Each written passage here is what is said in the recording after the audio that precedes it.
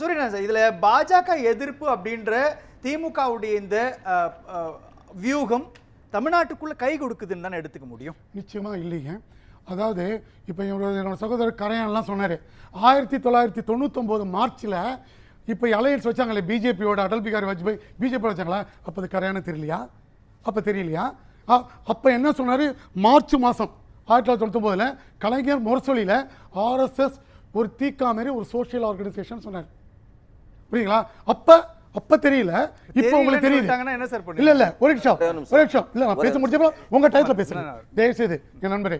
இன்னொன்னு இப்ப வந்து நீங்க கரெக்டா கேட்டீங்க. என்ன பொறுத்தவரை ஸ்டாலின் தான் உயிரோட்ட 100 வயது அவர் இருக்கட்டும், அவர் இருக்க வேண்டியது நான் கடவுளை பார்த்துக்கிறேன். 100 வயது இருந்தாலும் அடுத்த வரை பாஜக நிச்சயமாக வென்று தமிழகத்தை ஆட்சி செய்யும், அதுதான் உண்மை. ஏன்னா அப்படி நான் என்ன கேக்குறேன், புரியுது எனக்கு.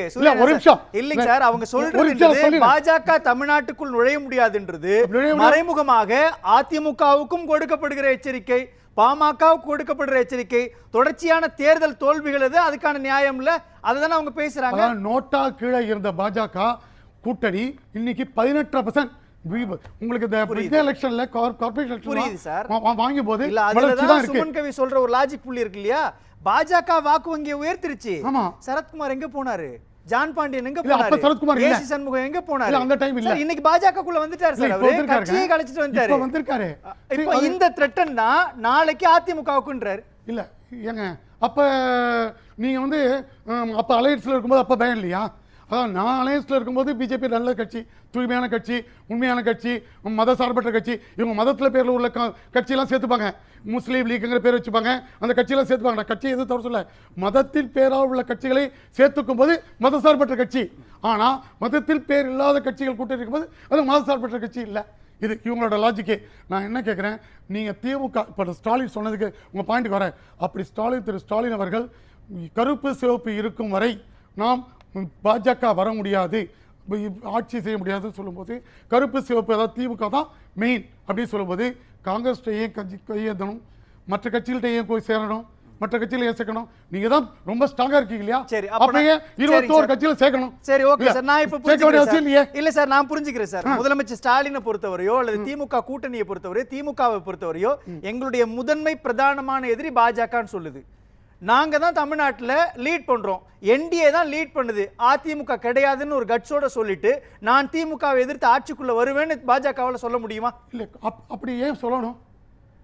ஏன்னா முதலமைச்சர் சொல்றாரு சார். இல்லைங்க, பாஜகவுக்கு 20% பாஜக கூட்டணிக்கு 20% ஓட்டு.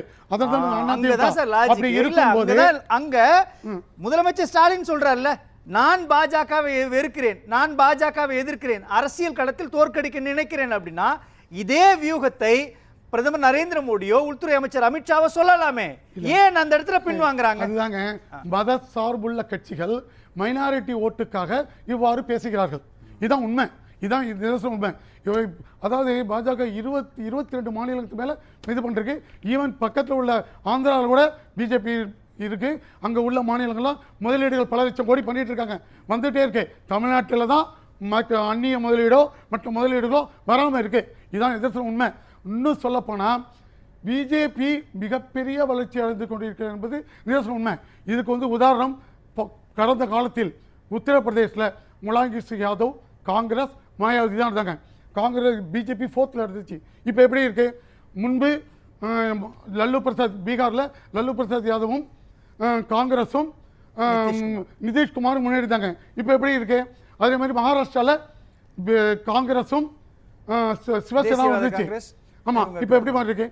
மக்கள் அங்கதான் சார் சுமன் கவி என்ன சொல்றாரு, நீங்களே ஒத்துக்கிறீங்கன்றாரு சார். அவர் என்ன சொல்றாரு, உத்தரப்பிரதேசல மாயாவதி எங்க போனாங்க, பீகார்ல நிதிஷ்குமார் எங்க போக போறாரு, மகாராஷ்டிராவில் ஏக்நாத் ஷிண்டே எங்க போனாரு? பீகார்ல போன 5 வருடங்கள் பிஜேபிக்கு அதிக எம்எல்ஏ இருந்துச்சா, நிதிஷ்குமார் அதிக எம்எல்ஏ இருந்துச்சா? அதுதான் சார் வாங்கிட்டீங்க. இல்ல பிஜேபிக்கு நிலைமை என்ன சார்? பிஜேபிக்கு 100 எம்எல்ஏவும் ஒரு கேக்குறது என்ன தெரியுமா சார், ஒடிசாவுல மத்திய அமைச்சராக அஸ்வினி வைஷ்ணவ அனுப்புறது பீகார் கட்ட சொல்றேன், ஒடிசா தான் சார். நவீன் பட்நாயக் மூலமா தான உள்ள போனாங்க. ஆனா ஆட்சி மாற்றம் நடந்துருச்சு. ஒரே நிமிஷம். பிஜேபி கடந்த 5 வருடத்துல பிஜேபிக்கு 195 சீட்டுக்கு மேலையும் நிதிஷ்குமாருக்கு 70 சீட்டு இருந்துச்சு. ஆனால் பிஜேபி பெருந்தன்மையாக நிதிஷ்குமாரை தான் நாங்க சீஃப் மினிஸ்டர் சொன்னனால 5 வருடங்கள் நிதிஷ்குமார். அப்புறம் ஏன் சார் மாநிலங்களவைக்கு வேட்புமனு தாக்கல் பண்ணிருக்காரு? இப்ப வந்த போதும் பிஜேபி தான் அதிக சீட் இருக்கு. நான் என்ன கேக்குறேன், திமுக ஒரே நிமிஷம் இல்ல, திமுக 100 சீட்டுகள் இருந்து, திமுக 100 சீட்டுகள் இருந்து காங்கிரஸ் 70 சீட்டு இருந்தா திமுக பிஜேபி இதா இருக்குமா? முதலமைச்சர் போஸ்ட் இருப்பாங்களா? யார் இருப்பாங்க? அப்ப இல்ல நீங்க இருக்கு. நீங்க சொல்ற கால்குலேஷனை ஒத்துக்கிறேன் சார். பீகார்ல ஆட்சி மாற்றம் நடந்து ஆட்சியை தக்க வைத்த பிறகு நிதிஷ்குமார் தான் முதலமைச்சர்னு சொல்லிட்டாங்கல்ல. அப்புறம் ஏன் சார் மாநிலங்களவைக்குள்ள அவர் போகணும்? அவர் போறேன்னு சொல்லும்போது அவரை யார் மாத்த முடியும்? அவருக்கே 5 வருடங்கள் 6 வருடத்துக்கு மேல என்ன இது பண்ணிட்டாரு. நான் போறேன்னு சொல்லும் போது அதை யார் மாற்ற முடியும்? பிஜேபி சொல்லிச்சா? அப்போ ஒரு மாநில கட்சியை உள்வாங்கி கொண்டு கிடையாது, தேசிய கட்சி வளருது. இல்ல திமுக அதிமுக உள்வாங்கி கொண்டு பாஜக வளருவதற்கான மகாராஷ்டிரா ஃபார்முலா. இப்ப நிதிஷ்குமார் கட்சி சீஃப் மினிஸ்டர் இல்லன்னு பிஜேபி சொல்லிருக்கா? இல்லையே, இல்லையே. வேற ஒருத்தர் கூட வரலாமே. அதிக எம்எல்ஏக்கள் யார் சீட்டு? யாரு சார்? பிஜேபி தான் இருக்கு. அதுதானே சொல்றீங்க. அப்ப அதிக சீட்டுகள் 6 வருஷம் இல்லைங்க. இந்தியாவிலே உலகத்திலேயே அதிக சீட்டுகள் வச்சுக்கொண்டு ஒரு கட்சி சீஃப் மினிஸ்டர் வராது பிஜேபியோட பெருந்தன்மை இல்ல. அந்த பெருந்தன்மை லல்லுக்கே வந்திருக்குது. எது? லல்லுவும் நிதிஷும் கூட்டணி வைக்கிறப்போ அதிக இடங்கள்ல கைப்பற்றினது லல்லு பிரசாத் யாதவ். என்னங்க சார்? ஆமா அவங்க கொடுத்தாங்க சார். முன்னாடி அதுக்கு ஏற்கனவே அவங்க எக்ஸிக்யூட் பண்ணிட்டாங்க. பிஜேபி இல்ல சார். பிஜேபிக்கு அப்ப இருந்ததுக்கு ஒத்துக்கிறீங்களா? சார் பிஜேபிக்கு முன்னாடி அந்த ஃபார்முலா வந்துருச்சு சார். லல்லுக்கு இருந்திருக்கலாம் சார். ஆனா பிஜேபிக்கு இருந்ததுக்கு சார் எடப்பாடிக்கு அப்ளை ஆகுமா இல்லையான்னு அவ்வளவுதான் சார். அவ்வளவுதான் சார் மேட்டர். அதிமுகவுக்கு இது அப்ளை ஆகுமா ஆகாதா? நிச்சயமாக அப்ளை ஆகாது. அதிமுகவை இது வரைக்கும் இந்தியாவுல பிஜேபி மற்ற கட்சிகளை மதித்து தான் நடந்து கொண்டிருக்கிறது, இன்க்ளூடிங் சிவசேனா. உங்க அனுமதி குறுக்கிடுறாரு நந்தகுமார் சார். காங்கிரஸுடைய முன்னாள் தலைவர் KS அழகிரி ஐயா அவர் என்ன சொன்னார்? எங்களை இந்த கடந்த 25 வருஷமா வச்சு சாறு புளிஞ்சு ஜூஸை பூரா உடிஞ்சு குடிச்சிட்டு எங்களுக்கு சக்கையை போட்டீங்கன்னு சொன்னார்ல, அது எதனுடைய வெளிப்பாடு? அந்த ஜூஸை குடிச்சது யாரு கடந்த 25 வருஷமா? அப்ப திமுக இன்னைக்கு காங்கிரஸை வளர்த்தி விட்டுருச்சா? அண்ணன் திருமாவளவன் அவர்கள் இன்னைக்கு அவங்க ரெப்ரசன்ட் பண்ணக்கூடிய பெரும்பான்மையான மக்களுக்கு எதிர்ப்பு நடக்கும்போது எங்கேயாவது அவங்களுடைய வாக்கு வங்கியை தக்க வைக்கிற அளவுக்கு அவரை நடக்க எடுக்க விடுறாங்களா? கம்யூனிஸ்டுகள் இன்னைக்கு கம்யூனிஸ்டுகளை நம்பி இருக்கக்கூடிய தொழிலாளர்கள் மேல அடக்குமுறை நடக்கும்போது எங்கேயாவது திமுக அவங்களுடைய வாக்கு வங்கியை காப்பாற்றுறதுக்கு உதவிட்டு இருக்கா? நீங்க பாரதிய ஜனதா மேல வைக்கக்கூடிய குற்றச்சாட்டு அனைத்தும் திமுகவுக்கு பொருந்தும். பாரதிய ஜனதா திமுக கூட்டணி கட்சியினுடைய அத்தனை கட்சியினுடைய வாக்கு வங்கியும் சேதாரப்படுத்தி இருக்கு. ரொம்ப முக்கியமான இடம் பாண்டியன் சார். 21 பேரை வண்டியில ஏத்தினாங்கன்னா திமுக அவங்க மின்கட்டணத்தை மாதம் ஒரு முறை நாங்க இல்ல பல முறை மின்கட்டணத்தை உயர்த்தினாங்க. அதாவது எலெக்ஷன்ல போன தடவை 2021 நின்று நாங்க இந்த வாக்குறுதி கொடுத்தாங்க இல்லையா, அதாவது வீட்டு வரியை உயர்த்த மாட்டோம் நாங்க பல மடங்கு உயர்த்தினாங்க. அதை உயர்த்த மாட்டேன்னு சொல்லும்போது உயர்த்த மாட்டோம் பரவாயில்ல, பல மடங்கு உயர்த்தினாங்க. பெட்ரோலுக்கு 10 ரூபா குறைப்பேன்டாங்க, டீசலுக்கு குறைப்பேன்னு சொன்னாங்க, 1000 தடுப்பணைகள் கட்டுவேன்னு சொன்னாங்க. புரியுதுங்களா? அப்ப 200 டிஎம்சி தண்ணி சேர்த்துருக்கோம். இவங்க எதுவுமே செய்யல. அதனால தான் பயந்து ஆன்டி இன்கம்பன்சி ஓட்டு வருங்கிற ஒரு பயத்தினால தான் இன்னைக்கு பல பேரை தான் லோட்ல சேர்க்குறாங்க. அதாவது காங்கிரஸ் சிங்கிள் டிஜிட் ஓட்டு கூட கிடையாதுங்க. 4 இப்போ இருக்கிற பொசிஷன்ல 4 to 5% தான் தமிழ்நாட்டில் இருக்கு. அதுக்கே இவ்வளோ சீட் கொடுக்கும்போது பயந்துட்டு கொடுக்கும்போது 2% போனால் கூட இதாகிடுமே அப்படிங்கிற ஒரு பயத்தினால தான். ஏனென்றால் திமுக தன்னுடைய முதல் கையெழுத்து நீட்டு.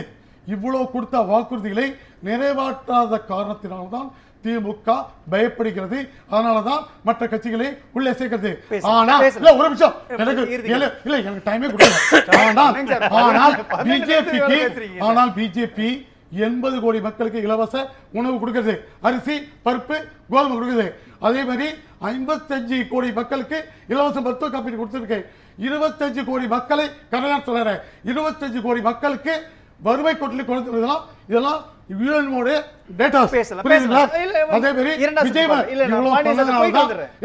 பண்றதுனாலதான் பிஜேபி மேல பயப்படுறாங்களே, வேற எந்த காரணமும் இல்ல. இவ்வளவும் நல்ல செய்த காரணத்தால்தான் பிஜேபி பற்றி முதல்வர் பேசுகிறார். இதுதான் யதார்த்த உண்மை. பிஜேபி மிக பெரிய லெவலில் வளர்ந்து கொண்டிருக்கிற கட்சி. இவ்வளவு சொன்னாங்க ஊழல், ஒரு ஊழலாது காங்கிரஸோ யாரோ பிஜேபி சொன்னாங்களா சார் 14 வருஷத்துல? தண்ணி குடிச்சிட்டு இருக்கு சார். வந்துடுறேன் நான் பாண்டியன் சார். இதுல ஒரு ஊழல் கூட சொல்ல,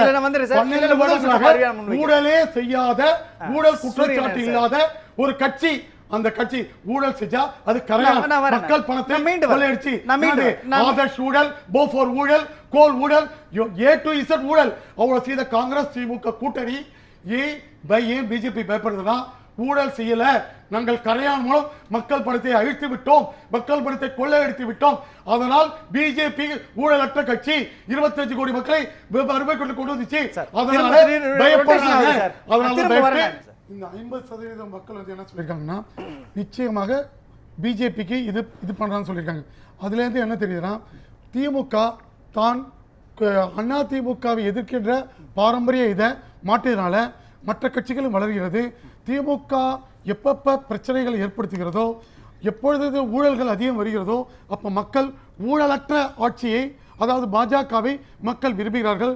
நாம் மக்கள் இப்போ சோசியல் மீடியாலாம் நல்லா தெரிய ஆரம்பிச்சிச்சு எந்தெந்த மாநிலங்கள் அதிக அளவு வளர்ச்சி அடைகிறது, குறிப்பாக பாஜக ஆளும் மாநிலங்கள் மிகப்பெரிய அளவில் வளர்ச்சி அடைகிறது என்பது எல்லாருக்கும் தெரிகிற காரணத்தினால் பிஜேபி தமிழகத்தில், அதுவும் மோடி அவர்கள் தமிழ் ஒரு வேட்டி கட்டிய பிரதமர் மற்றும் மோடி தமிழை வளர்க்கின்ற இதுவரை எந்த பிரதமரும் செய்யாத அந்த அளவுக்கு செய்கின்ற மோடியை மக்கள் விரும்புகிறார்கள். அதனால் நிச்சயம் தமிழகத்தில் பிஜேபி மிக பெரிய அளவில் வெற்றி பெறும். இந்த கருத்து கணிப்பு யூடியூபை தவிர்த்து மற்றது மிக சரியானதே. நன்றி சார்.